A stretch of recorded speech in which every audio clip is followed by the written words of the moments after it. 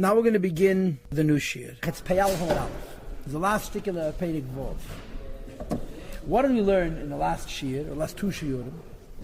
And the way I explained it to you, we learned that in Chakirah, Hashem creates the world using tools, but the tools are nivdalim, the tools are namalakus, the creations, like malach.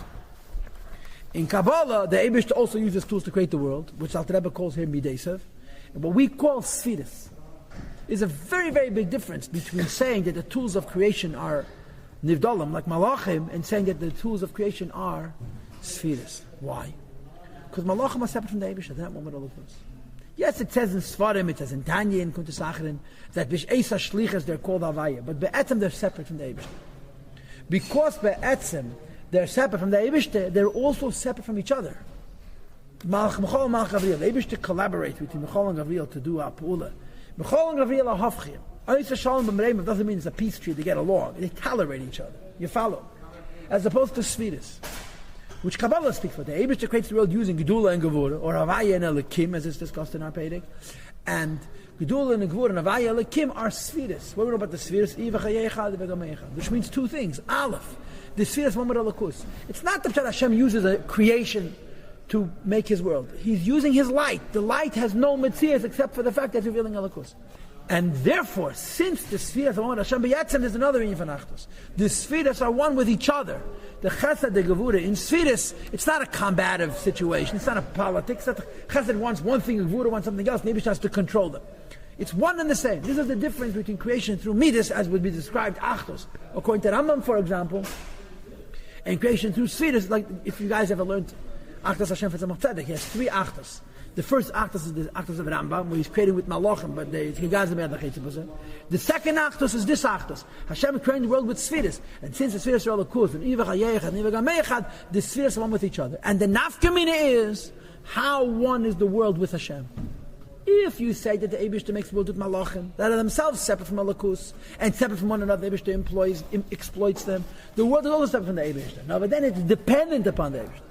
But if you say the Eibishter creates the world with Sfiras, and the Sfiras one with the Eibishter, and therefore the Sfiras one with another, so the world which is created by these Sfiras, and particularly the Gevura, which conceals over Elikus, so the world should seem separate from the Eibishter, is also one with the Eibishter.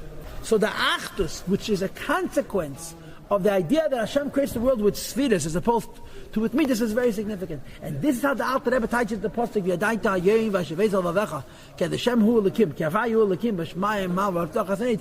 The pshat, the way I understand it is, that if you would be holding, according to Chakirah, you cannot say Ke'avai hu elikim. Because Avai and elikim in Chakirah is two Midas, two malachim, which are separate. And therefore there's not Achtos. And therefore you cannot say Bashamayim ima v'aloras mitachas Achtos. The Achtos Bashamayim ima v'aloras mitachas. Till the extent of Ein Oid, like the Alter Rebbe said yesterday, Ein Oid means you can't even call the world Tafel, is only according to Kabbalah, not according to Chakirah.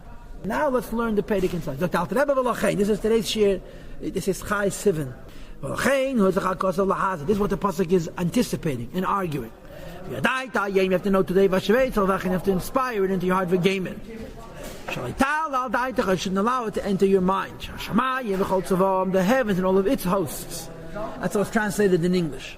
The earth, all that fills it. Are something separate by themselves. It is only that the Eibishter is Mamale Kol Ha'elam is filling up the world. As the soul enters into the body. And he gives a flow. Of the power that creates vegetation, plant life, it's in the earth. The power of motion in the heavens. And he moves them and he governs them. Galgala means the heavens. And he moves them and he governs them according to his wishes, like the soul moves the body and governs it according to its wishes.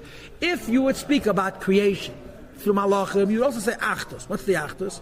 The Achtos is that the Malachim are tools in Hashem's hands. But because they're separate from Elikus, the world is separate from the Eibishter, and the Eibishter is the Neshama, the Eibishter is in charge. But since we're speaking about Sfiris, it's different. The mashal, the analogy is not comparable, it's not parallel to the Nimshal. When you talk about neshama and guf, the soul is separate from the body. V'sharshim and their root. The body, its root and essence, is not created from the soul, which Hashem provides, from the points of the mother and the father. In addition to the point which the father gives and the mother gives, the body does not grow from the soul alone.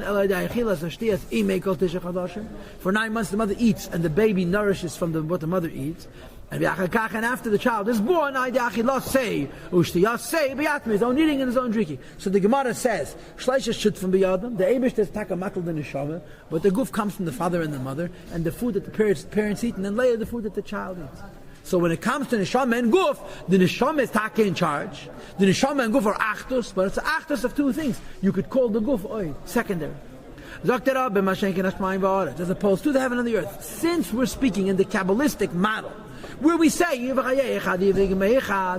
Gevura, which conceals over the Eibishter, so the world should appear separate from him, is one with the Gedula, the Chesed of the Eibishter, which creates Ein Sof, so it's a different story. Shekol Atzmusam, their very essence. Nishav is created from a state of non-existence that's absolute, into a state of what appears to be independent. Rak only as a result of the words of Hashem, the air that comes from his mouth. Moreover, like we said in Tanya, this forever, the perpetual, permanent standing of the words of Hashem within each creation. Is flowing into them constantly each instant. Is forcing them into existence tamid all the time. From a state of bittul and non-existence. To a state of independent of existence. As is the relationship between the light of the sun and the sun. Inside the body of the sun itself. Is understood by the analogy from Pei to Gimel. Now if you remember Pei to Gimel, the Alter Rebbe said there's a difference between the sun and the sun's light and the Eibishter and the world. Why? Because the sun and the sun's light are in two different places. The Eibishter and the world are in one and the same place. You're going to see a deeper madrega of this achtos in Perek Zayin. The next Perek, when Alter Rebbe is going to introduce us to Tzimtzum Shalei Kipshutim. But the Vayla we're not holding by Tzimtzum Shalei Kipshutim. Now we're just holding by the achtos of Sfiras. And since the Sfiras are one with the Eibishter and one with each other, so the world is also one with the Lakus. And therefore, Haim, the creation is, Betelim B'yemes, the world is nullified in truth, B'metzias in its form, Lagamri, completely, the words of Hashem with the air from his mouth, that since they are spheres and not malachim, absolutely one with the Eibush essence, like he mentioned before, and K'meshi is going to explain later.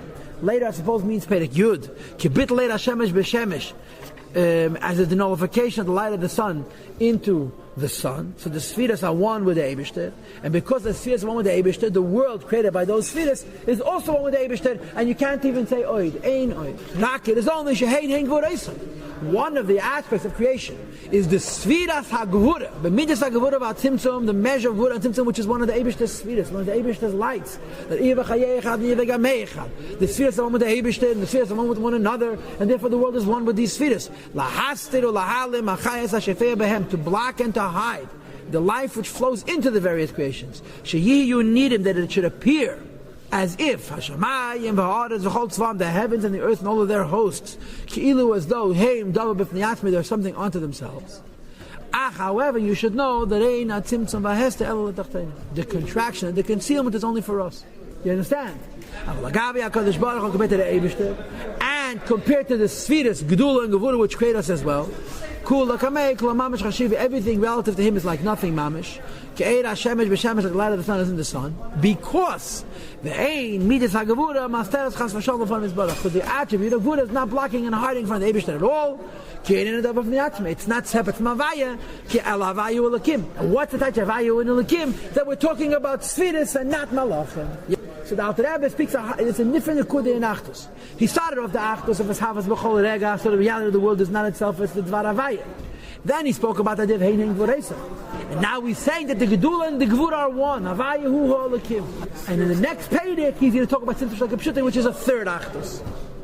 Which the Tzemach Tzedek calls in Derech Mitzvah Sacha, the Achta, Derech HaChasidus, but Derech half of a fellow. What was the three? What were the two that he discussed already? He didn't discuss the first one. I discussed the first one.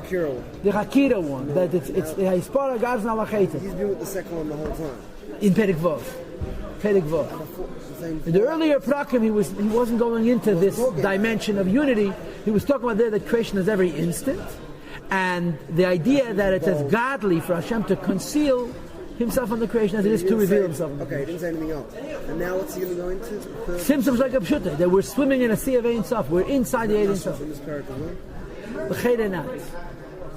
And that's why in this Perek he brings the pasuk Avayu Elakim, and the next pasuk is he brings the pasuk Ani Avayu Leishanis. So how do you put them together? It's two madregas. It's leizu, afzu. It's different steps. In Derech Mitzvah, it's three achas. It's where you're looking at, no? It's your madrega, I suppose. It's your madrega. And also, one other question. The spheres that he uses to create the world, it's from Atzil. After that, it's already midas, right? It's already I'm saying in Bria, Yitzhak, and Asir, it's already... Well, he calls them midas the whole time. And he means spheres of Atzilus. The whole time he keeps calling them midas. Well, they're midas, but I'm saying it's what you call spheres. I'm saying they're not a double nifrit. Right. The rest They're of Gilead. Right. That's right. Which is what the Rambam will talk about. So this ends the current shiur.